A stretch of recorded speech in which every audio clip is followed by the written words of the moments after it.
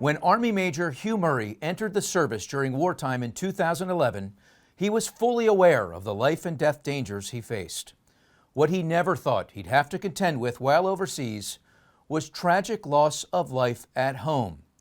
In a story that shook the country almost 10 years ago to this day, Murray's sister Jana was brutally murdered in March of 2011 while working at Lululemon in Bethesda, Maryland.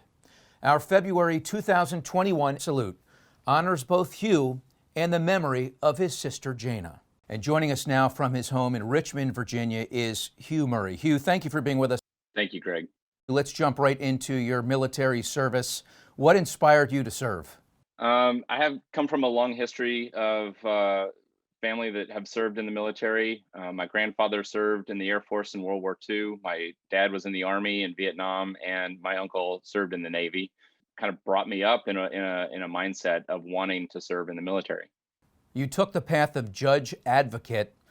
I guess you wanted to serve and you wanted to be a lawyer at the same time. So how do those two kind of latch onto one another? So I graduated from law school in 2006, and I still had high ambition to serve in the military. And so as a judge advocate, I'm a uniformed soldier, but I provide legal advice to commanders and soldiers. So in 2011, you were deployed to Iraq.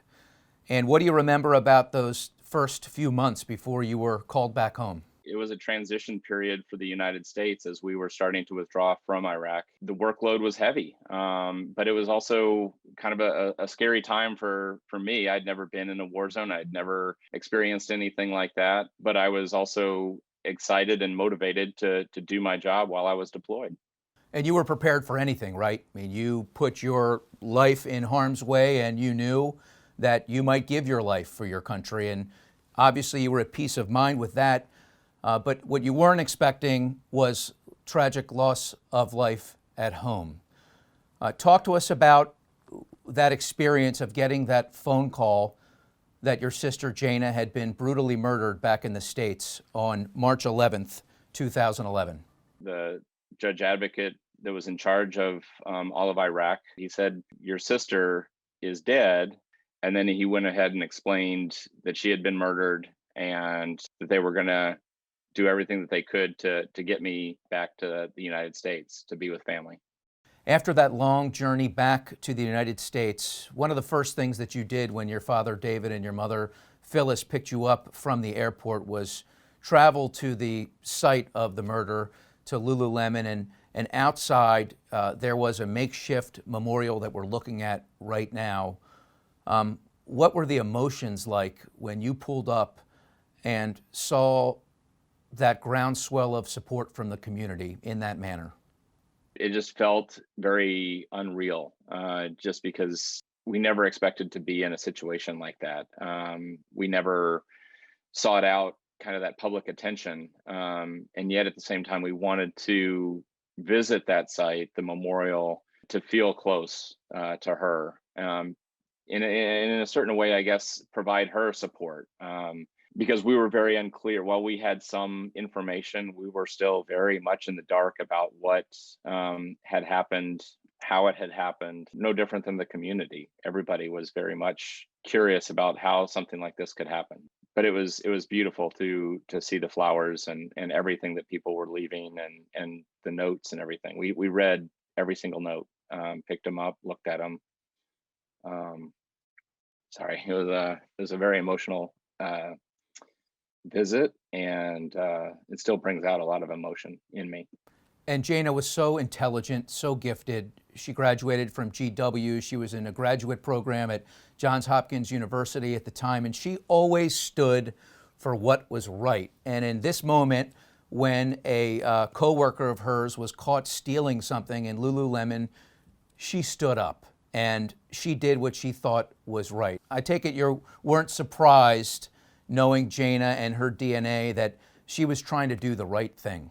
She was, absolutely, and it was no surprise to any of us that she would have identified the issue, the theft, and addressed it.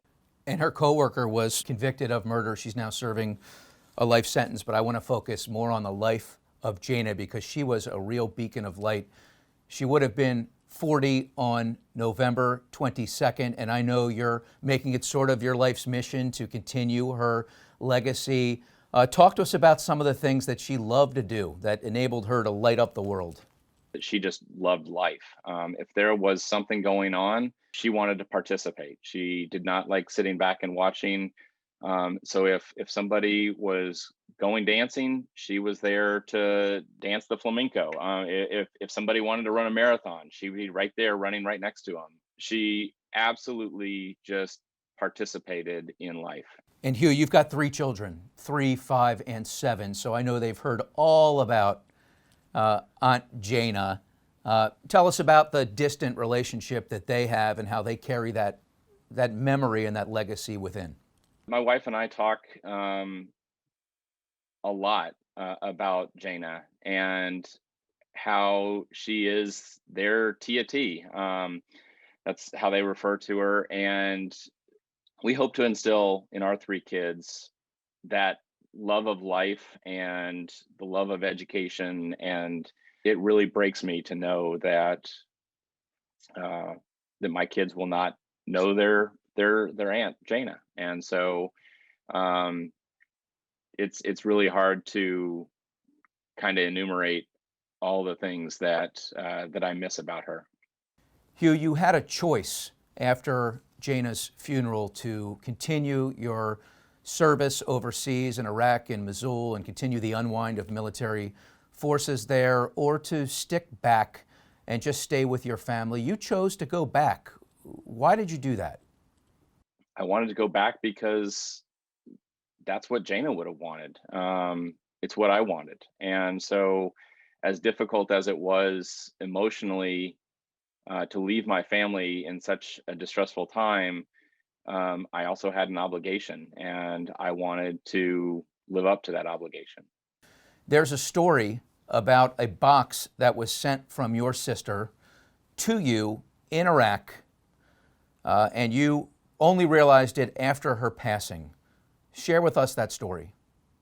Just days before Jana was murdered, she had sent me a care package and she didn't tell me about it. It was going to be a surprise. And so I had not received it. Upon returning after Jana's funeral, they had set aside a package that had arrived while I was back in the States. And so I was able to receive a care package probably a month after Jana had sent it to me. I'm a distance runner. I enjoy running. And so it was a running shirt and a hat. Put those items on, and I'll go out for a run, and it provides me that little bit of extra warmth, that memory, that connection. Well, her legacy lives on, and now more people know about what a vibrant, beautiful, intelligent person Jana was. And you set up the Jana Troxell Murray Foundation, which supports and promotes the interests and passions that enriched Jana Murray's life. We really wanted to try to distill down some of the more impactful things that she did in her life that really gave her direction and purpose. And so much of it is education. Her education at GW, like you mentioned, her continuing education at Johns Hopkins. We've set up scholarship funds for those 2 institutions in Jana's name. And then we've also provided funds for scholarship to a couple of the other camps and dance facilities that Jana participated in. We donate $2,500 to the charity of your choice, being the recipient. But today, since we're honoring both you and the legacy of Jana, we're going to double that. It's 2 people, so we're going to donate $5,000 to the Jana Troxell Murray Foundation. It just means so much to us that you served, and we share your loss. Greg, I truly appreciate that. That's going to do a lot to support our foundation. Thank you. That is Army Major Hugh Murray. I'm Greg Scher. We'll see you again next time.